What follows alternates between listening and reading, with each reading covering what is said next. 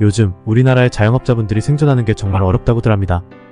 저도 한국 자영업자들 유튜브를 많이 시청하고 있는데 요즘 들어 동네에 문 닫은 가게들이 부쩍 많아졌다고 합니다. 정말 안타깝고 걱정스러운 상황입니다. 장사가 잘 돼서 모두가 먹고 살기 좋은 세상이 되어야 하는데 그렇지 않은 것 같아 기분이 좋지만은 않습니다. 특히 유튜브에서 본 몇 분의 이야기가 생각납니다. 한 분은 식당을 열었는데 하필 코로나가 시작되기 직전에 가게를 열었다고 합니다.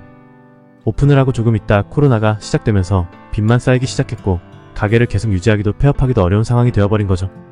그리고 또 한 분은 배달앱 수수료가 너무 높아져 사실상 배달을 하면 할수록 남는 게 없어졌다고 합니다.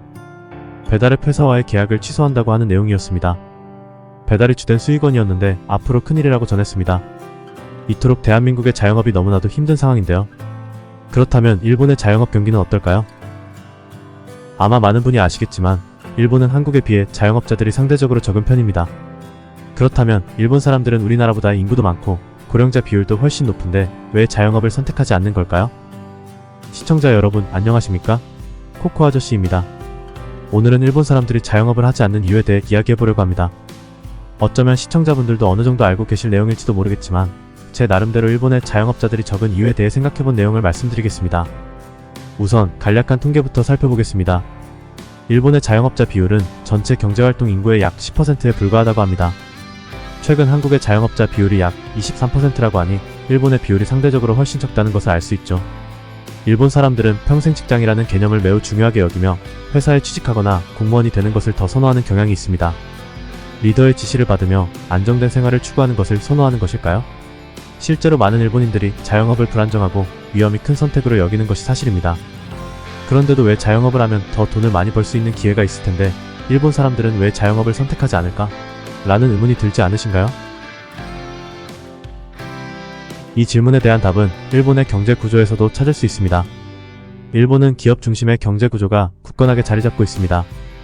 대기업뿐만 아니라 많은 중소기업들도 탄탄히 자리 잡고 있어 일자리가 넘쳐나고 있죠. 굳이 자영업을 해서 위험을 감수하지 않아도 직장에서 충분히 먹고 사는데 큰 어려움이 없는 것입니다. 이렇다 보니 자연스럽게 자영업보다는 취업을 선택하는 경향이 강해집니다. 특히 옛날에는 대를 이어 운영하던 자영업 가게들이 손님들로 북적였지만 요즘은 상황이 많이 달라졌습니다. 일본의 인구 고령화가 빠르게 진행되면서 예전만큼 활기를 띠지 않는 가게들이 많아졌죠. 손님이 줄어들고 특히 젊은 세대들은 굳이 위험을 감수하면서 가업을 이어받기보다는 안정적인 직장을 찾는 것이 더 현명하다고 생각하게 된 겁니다. 그래서 전통 상점가나 오래된 자영업 가게들이 하나둘 문을 닫는 일이 많아지고 있습니다. 예전에는 가업을 잇는 것이 큰 자랑이었지만 이제는 그런 문화가 많이 바뀌었죠. 일본의 전통 상점가들도 예전처럼 활기가 넘치지 않고 오랜 시간 자리를 지키던 가게들마저 손님이 줄어들어 결국 문을 닫게 되는 경우가 많아졌습니다. 물론 일본에는 여전히 해외 관광객들이 많이 오고 있지만 대부분 유명한 관광지 주변 상점들만 붐비고 그 외 지역의 가게들은 큰 변화를 느끼지 못하는 경우가 많습니다. 그래서 한때 일본을 대표하던 전통 상점가들은 점차 사라지고 그곳에서 여전히 영업을 이어가는 가게들도 힘든 시기를 겪고 있습니다. 또 하나, 일본 사람들이 자영업을 기피하는 이유 중 하나는 바로 높은 창업 비용입니다. 일본에서 자영업을 시작하려면 초기 투자 비용이 상당히 높기 때문인데요. 예를 들어 도쿄 같은 대도시에서 작은 가게를 차리려면 엄청난 임대료를 부담해야 합니다. 도쿄의 한 평당 평균 임대료가 32,080엔이라서 10평짜리 가게를 임대하려면 월 32만 810엔, 즉 우리나라 돈으로 매달 약 300만원 정도가 필요하다는 것입니다. 이 정도면 꽤 큰 부담이 되지 않을까요? 한국의 임대료 시세와 비교했을 때 어느 쪽이 더 비싼지는 잘 모르겠지만 적어도 일본에서 자영업을 시작하려면 만만치 않은 비용이 든다는 점은 분명합니다. 임대료만 해도 이 정도인데 시설 투자나 인테리어 비용까지 더하면 가게 운영을 시작하기 전에 이미 수천만 엔이 필요하게 됩니다. 이런 점들이 일본 사람들이 자영업을 꺼리게 만드는 이유 중 하나로 작용하는 것이죠. 그리고 그렇게 큰 돈을 들여 가게를 연다고 하더라도 일본에서는 다양한 프랜차이즈 가게들과의 치열한 경쟁을 피할 수 없습니다. 이렇게 해서 이익이 발생했을 때도 개인사업자의 세율이 법인에 비해 지나치게 높습니다. 일본의 소득세는 수익이 많아질수록 급격히 증가하는 누진세 구조를 따르고 있는데요. 반면에 법인세는 일정 수준에서 그 이상 높아지지 않습니다. 일본에서 개인사업자를 운영할 경우 소득세는 최대 45%까지 오를 수 있습니다. 반면 법인세는 최대 23.2%로 제한되어 있죠. 이 차이가 생각보다 큽니다. 수익이 많아질수록 세금 부담이 커지기 때문에 자영업자들이 장사가 조금만 잘 돼도 법인으로 전환하는 것이 낫다고 생각합니다. 예를 들어 한 자영업자가 1년 동안 1,800만 엔의 수익을 올렸다고 가정해보겠습니다. 개인사업자로 운영하면 거의 절반에 가까운, 즉 40%에 달하는 소득세를 부담해야 합니다. 이는 약 720만 엔에 해당하죠. 이렇게 되니 수익이 많은 경우에는 법인으로 전환하는 것이 훨씬 유리한 선택인 것입니다. 법인으로 전환한 후 점포를 하나씩 늘리면서 사업을 키워가는 구조가 만들어지는데요. 이런 과정 역시 일본에서 자영업자 비율이 낮은 원인 중 하나로 볼 수 있습니다. 또 한 가지 중요한 이유는 일본에서는 40대에 전직을 하거나 50대에 이르러 중간 퇴직을 하거나 60대에 정년을 맞이하는 경우가 많습니다. 40대에는 전직을 잘못할 경우에는 이상한 회사로 들어와 결국은 퇴사로 이어지는 경우도 있습니다. 이러한 시점에서 한국에서는 많은 분들이 자영업을 선택하지만 일본은 상황이 다릅니다.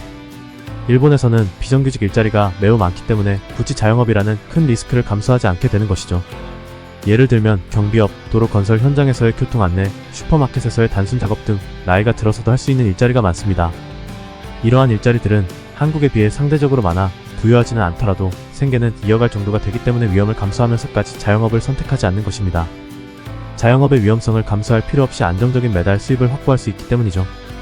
하지만 비정규직이라는 특성상 업무 환경이 다소 불편할 수 있습니다. 일본에서는 특히 회사에서의 선후배 관계가 엄격하고 나이 어린 선배들에게서 좋지 않는 말을 듣는 경우도 흔합니다. 이러한 점이 불편할 수 있음에도 불구하고 일본 사람들은 자신의 일을 묵묵히 수행하며 버텨나가는 경우가 많습니다. 참 대단하다고 느낄 수밖에 없죠.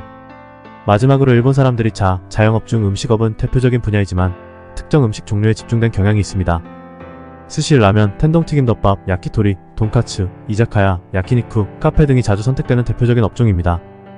이외에도 자영업 음식점들이 있긴 하지만 경쟁이 아주 치열합니다. 이 중에서도 스시는 일본을 대표하는 음식이지만 자영업자에게는 큰 도전이 될 수 있습니다. 왜냐하면 대형 프랜차이즈 회전 스시와 경쟁해야 하기 때문이죠. 그저 스시를 잘 만든다고 성공할 수 있는 게 아닙니다. 고급적인 스시집으로 자영업을 시작했을 때는 높은 가격대 때문에 그만큼 큰 리스크를 감수해야 합니다. 회전 스시는 한 접시에 120엔에서 200엔, 300엔에 불과한 반면 전통 스시 가게는 1인당 몇만원 이상 하는 경우가 많아 손님들이 많이 오면야 괜찮겠지만 그렇지 않을 경우에는 가게 운영이 어려울 수가 있는 것이죠. 또 다른 인기 업종인 이자카야도 마찬가지입니다. 낮은 가격으로 다양한 요리와 술을 제공하면서도 손님들을 끌어모으기 위해 끊임없이 차별화된 서비스를 제공해야 하죠. 그러나 대형 이자카야, 체인점들과의 경쟁에서 밀리는 경우가 많습니다. 손님들은 저렴하면서도 빠르게 서비스를 받기를 원하기 때문입니다. 제일교포 한국 사람들이 많이 운영하는 야키니쿠 전문점의 경우에도 앞서 언급한 경우와 마찬가지로 대형 야키니쿠 체인점과의 경쟁을 해야 하기 때문에 쉽지 않을 수 있습니다. 이런 이유로 일본 자영업자의 약 절반 가까이가 개업 후 5년 내에 문을 닫는다는 통계가 있을 정도입니다.